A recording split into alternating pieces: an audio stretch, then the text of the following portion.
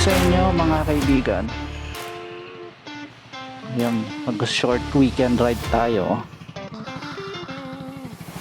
para gagamit naman tong Mat GTSS natin. Pupunta tayo sa Santa Rita. Balak ko pupunta tayo sa Santa Rita Eco Park. Tapos pagpa-uwi na tayo, siguro dadaan tayo sa sa Sunset Park sa Minalin. So short ride lang to. Pupuntahan natin sa Santa Rita. It's actually isa sa mga places na pinupuntahan ng mga nagpa-bike at mga nagmomotor na rin. Nasa situated siya sa sa taas, or basically siya, pupuntahan natin yung parte siya ng Mega Dike if I'm not mistaken. Okay, let's ride.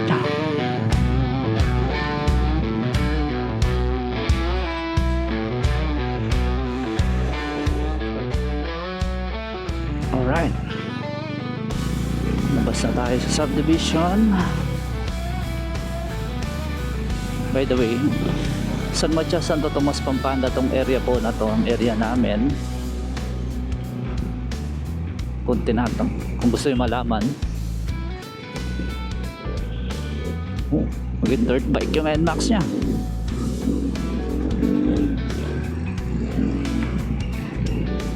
Hanggang dito na lang ang boundary ng Santo Tomas area. Entering City of San Fernando, Pampanga na tayo. Yan po ang Camp Olivas. Camp Olivas dito sa San Fernando. Ganda ng padam nila.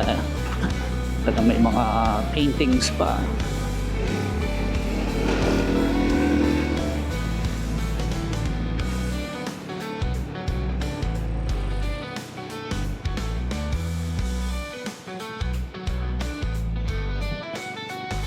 Sige lang brother, pasok. Ikaw din brother, pasok. Sige, pasok ka na rin. Nabitin ako sa'yo.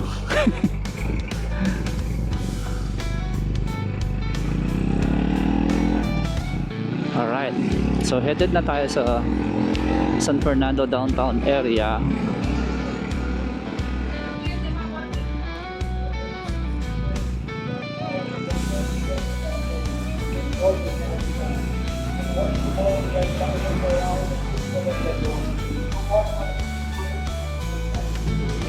Ito ang San Fernando Cathedral mga kaibigan.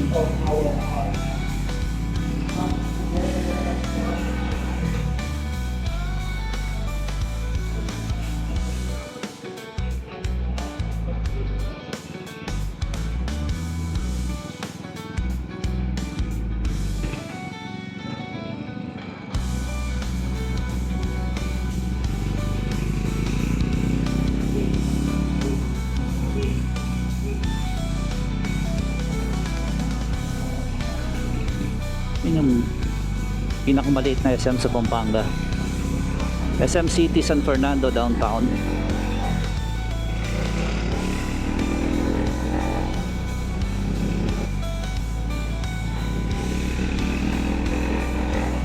Itong route na to is makikita nyo yung madadaanan natin yung Kapitolyo ng Pampanga at yung ginagawang capital town ng Mega World. Sa mga matagal na hindi nakakapunta dito sa part ng San Fernando na to is yung Mega World Capital Town. Yun po yung dating Paso Deco. Yun po yung yung sugar mill dati. Sugar mill nga ba yun? Yung paggawa ng asukal. Dati pag dadaan ka dyan, yun nakikita nyo, mayroong parang chimney. Maganda dito sa daan na to pala ay may bicycle lane tayo. Ayan nakita nyo, ito yung bicycle lane dito sa parting right na to, bicycle lane. Yan, yung chimney na sa Paso Deco dati. Yan. Kino-construct pala sila na naman dito. Ay mga engineer siguro itong mga to.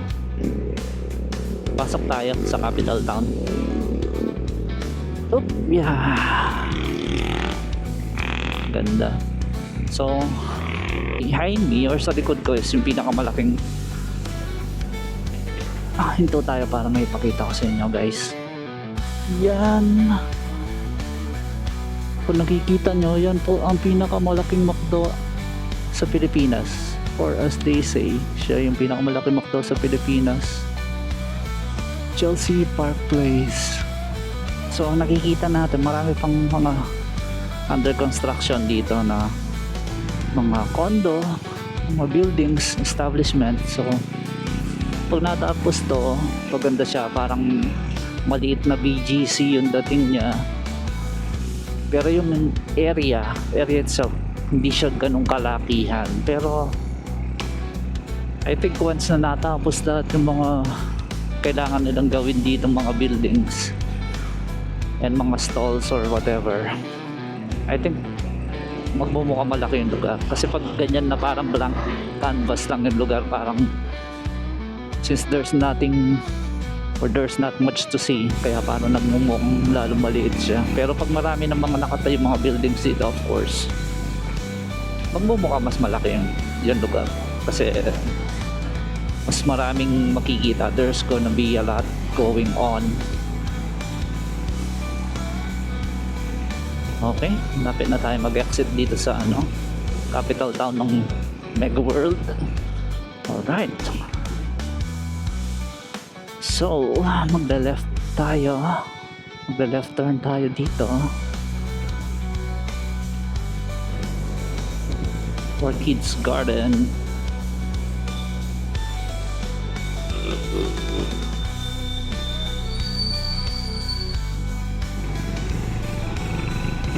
Alright. Ganda ng daan dito at nakapintura na yung daan. May mga na siya, nakalagay na yung mga guhit-guhit. Very nice. Don Bosco Academy.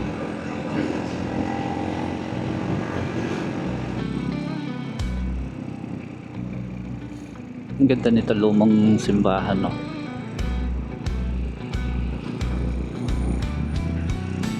Hoy, tumingin ka, saan ka pumupunta? Masasagasaan ka. Yan po, mga kaibigan, ang Dabcat dito sa Bacolor. Ngayon nata Dabsu na siya eh. O Dabsu na nga. Don Honorio Ventura. Ngayon university na siya, kaya Dabsu na siya. Alright. Paglagpas natin dito sa Cabetican Bridge, ganda oh, ganda ng view. Paglagpas dito sa Cabetican Bridge, mag-right na tayo. Yan oh, doon sa may doon. Doon sa may statwa na yan. Yun, dito na tayo. Welcome to Guagua. Salamat po. Maya Paldo po kaya kayo taga Guagua.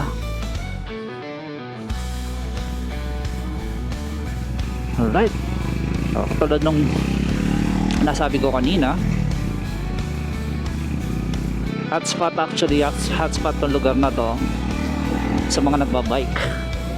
Kita nyo naman, may toilet sa daan. Ige, una ka na. Hotspot tong lugar na to sa mga nagbabike, mga nagmomotor na rin. Sarap.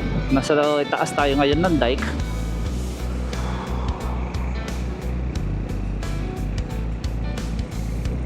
Dito sa taas presko, ang lamig ng hangin dito sa taas. Grabe. Ang sarap sa pakiramdam. Sa video makikita nyo parang hindi mataas, pero believe me, pag nandito kayo, mataas itong dike na to. Yan o.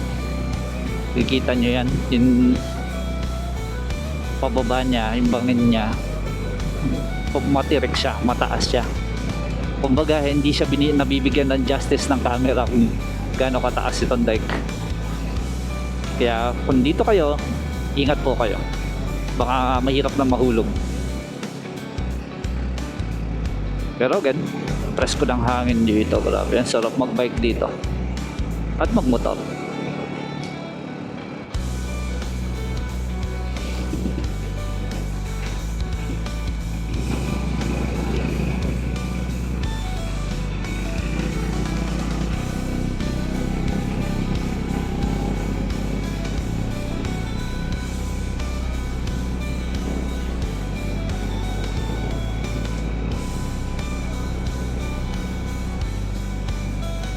Pero kahit ganyan, pag nagbabike kayo dito at nagmumotor, always eyes on the road.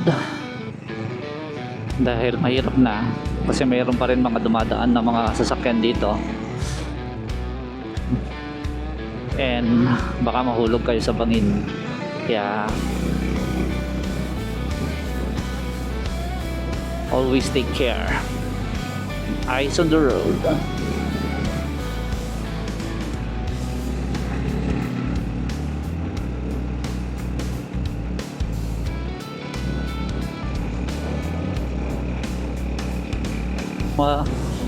Muntik na tayo ma-hit and run nung ibon. Oh, dito na tayo sa may malapit sa Eco Park. Tabi lang tayong konti. Farmero Farm. Okay. So mga kaibigan, dito yung Way of the Cross. Hindi na ako aakyat dyan, pero mag-i-insert ako ng yung video ko na kinuha ko dyan nung previous ride ko dito sa dito sa Eco Park. Way to the Cross, subukan natin. Medyo rough road siya. Sige, kaya na mat natin yan. Mga dual sport naman tayong tires.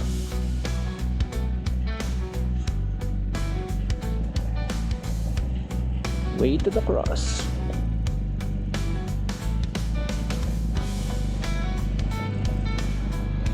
Buti na lang at maraming mga puno dito sa paligid.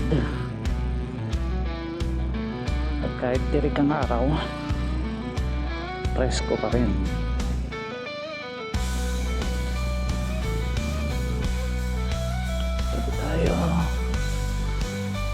Tabi tayong konti. Tingnan natin, appreciate natin ang view. Oh, ang laki nung tubulto doon. Mga Mary yata yun. Kasi may mga tao sa baba. Presko dito, mahangin. Kikita niya naman mga puno pa sway-sway sila. Ang ganda.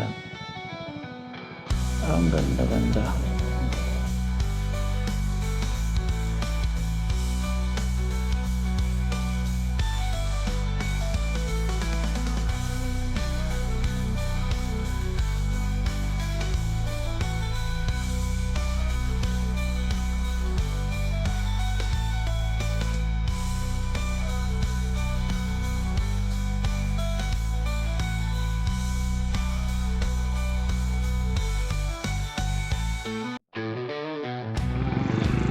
Okay, so dito tayo ngayon. Alright.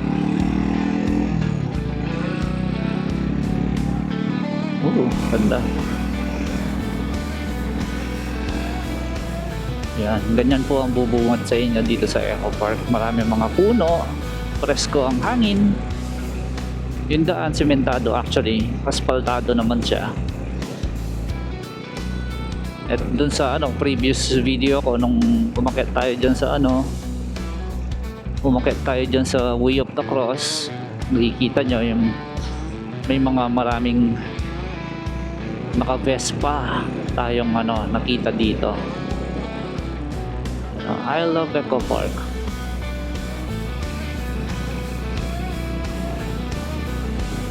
Ang ganda ng lugar. Ano to? Mga props, mga baboy. Buntok babi. Buntok babi po ay Kapampangan for ulo ng baboy. Ito yung mga lugar na kung gusto mo lang ng chill ride, go. Hindi mo na masyadong iniisip yung hindi mo iniisip yung traffic, hindi mo kailangan magpatakbo ng mabilis kasi gusto mo lang yung ma-enjoy mo yung view, ma-enjoy mo yung ride. Napakapayapa na to. May stop, vertical clearance. You stop. Bawal ba ang dumaan dito? Tingnan natin. Stop. Stop. Look and listen.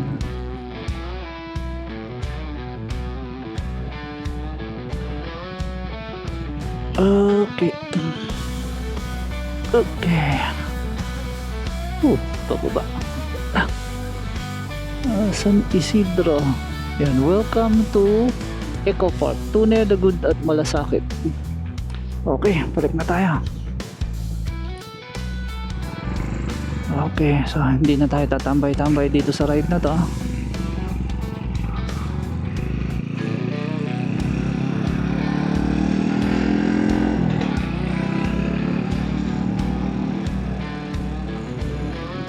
Dahil ito ay short ride lang naman. Kumbaga, ito yung parang breather. Pinaka-breather ko. Pantanggal stress. Mga ganito mga chill ride. Kumbaga, it's to keep your mind sane. Lalo na kung lagi ka lang sa bahay, nakakulong, tatrabaho ka, work from home, diba? Ma-refresh ka kumbaga. Ang ganda ng view.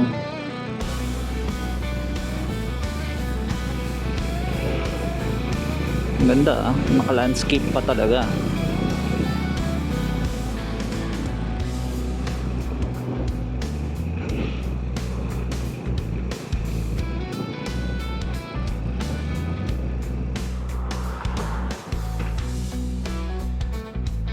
Malaking Mama Mary.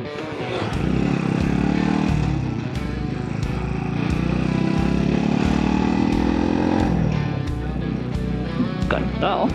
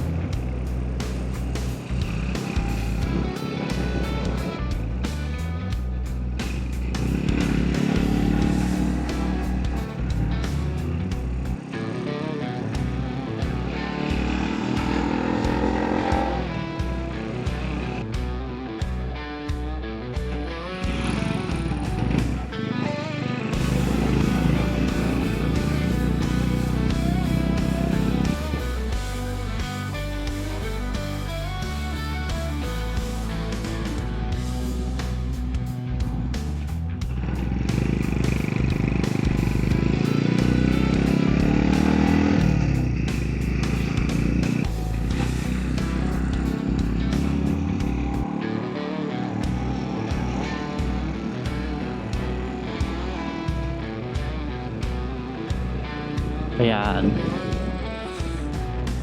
Tayo na magra-ride dito. Ano bridge ito? Gugu Bridge. Okay. Ride na tayo dito. Tapos natin doon sa Kabetikan Bridge. Tapos dito sa Gugu Bridge. Na tayo ng Sunset Park sa Minalin. Pag ganitong oras, wala pang masyadong tao doon. Siguro may mga nagbabike, may mga nagja-jogging, pero yung highlight sa Sunset Park is paggabi or afternoon na paggabi. Kaya nga siguro Sunset Park.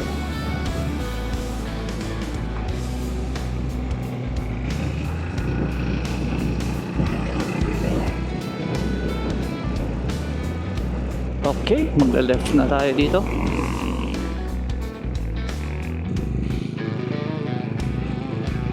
Alright. Ito na po yung Sunset Park sa Minalin. May mga plastan dito, mga palaisdaan.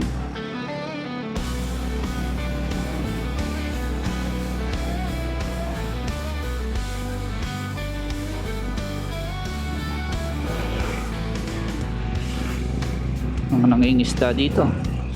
Yung iba gamit is fishing rod, yung iba yung improvised air gun na may ano, na may parang maliit na spear na nakatali sa ano, sa fishing string. Ayan, may mga isda nga yata. Oh, meron nga siguro dito, marami mga nag-ano dito, namamaril ng isda.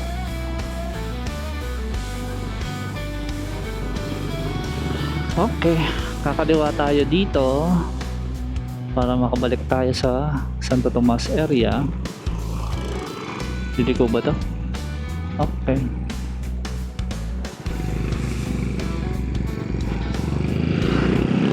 Okay, hanggang dito na lang po ang video na to. At sana ay nag-enjoy kayo sa panonood ng ride. Paki-like at subscribe na rin pala sa channel namin. And look forward to our next video. Maraming salamat po at magandang araw.